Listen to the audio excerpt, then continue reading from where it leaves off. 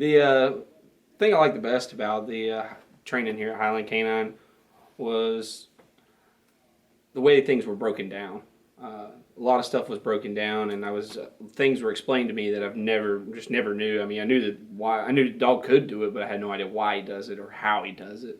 Um, like a lot of especially with trailing, when it's broke down the way it was broken down, it's not black magic anymore. It's actually it's pretty easy to understand, and it's very easy to see once you know what you're looking at. Because there was a lot of times with my previous dog where he was probably right, and we were so focused on what I was told, keeping his head, trying to get him to keep his nose down, things like that.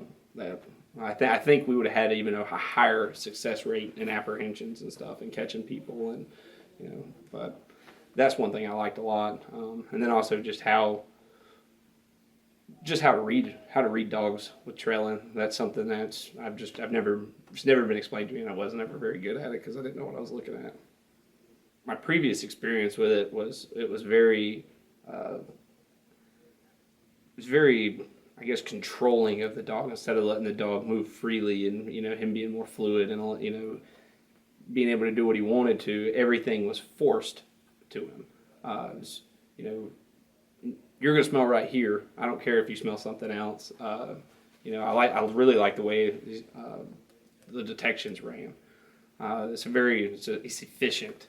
It's a whole lot more efficient. You can cover a lot more ground without wearing the dog out and yourself out and going around the car and doing this weird backward walking, pointing at everything you want them to smell. The detection works way better, and it's a lot different than anything I've ever seen. And I mean, it works really, really well. The not focusing on making the dog sit. Like at that point, I used to see that would take some of the fun out of it for the dog, because now the dog's, he knows he's going to get something, or she's going to get something, but she's being forced to do something she doesn't want to do in order to do it. So it kind of, I don't know, it's more of a looks thing than anything with that kind of stuff. And you would run into a pretty big problem with dogs falsing a lot. They were pretty convincing when you would see a dog trained under the old way, I guess, of making them do it. Whereas these, once they're an udder and they're locked into it, there's no doubt. I mean, the dog's not going to do that just because he thinks, he's going to get paid on that.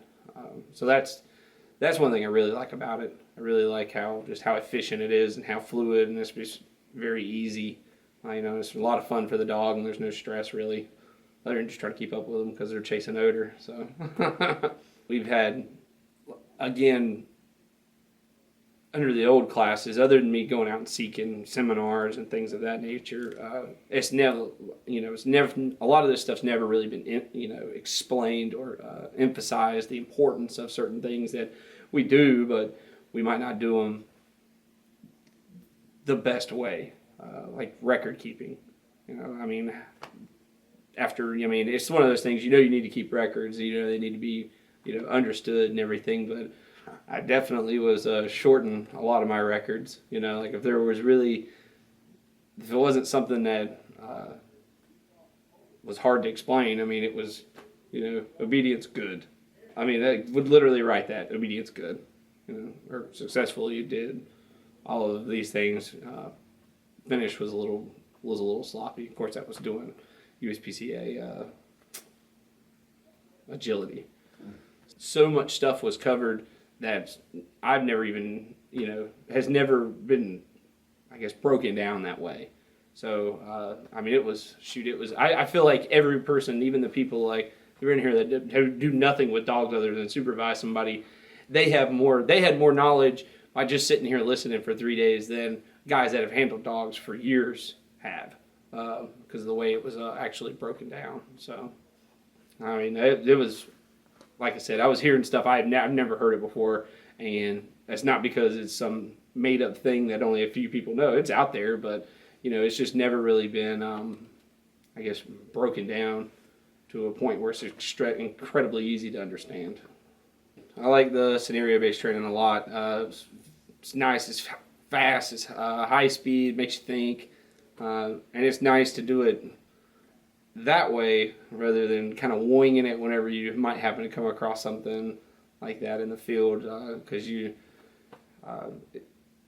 makes you think a lot more about how to be safe about a lot of things. And it was great for the dogs to be around it because, when you're just doing regular, I guess, training, everything's pretty calm and cool and real controlled and all. And you get that, and you got a lot of just almost chaos, and you're trying to work in that. And I mean, the dogs had such a good foundation for it, what they were supposed to be doing, that even though all that stuff was going on, they still, they had the drive to do whatever task they were, being asked to do. So that was a lot of fun. I enjoyed it. Some of the role players they get into it, so that was fun. Just to see people that dedicated to their character. So because you get a lot of people that role play and they barely role play, or they dumb role play and things that people would never do. But all this stuff, I mean, is what people would do. So definitely kept you on your toes. It was nice going into it, not really having any idea. The confidence I have in the dog is, I mean, I feel like I'm ready to go ahead and go back. I mean, obviously there's, I guess we got to finish getting used to each other, but I mean, anything I ask the dog to do right now, I feel like it would be successful doing it. It's definitely ready for the street. Not going to really have like any cleanup work or anything like that to do with him. I mean, she's spot on, so she's ready for it. As time goes on, her confidence is going to get more, and my confidence is going to get more with her, and it's just going to, just get better and better and better.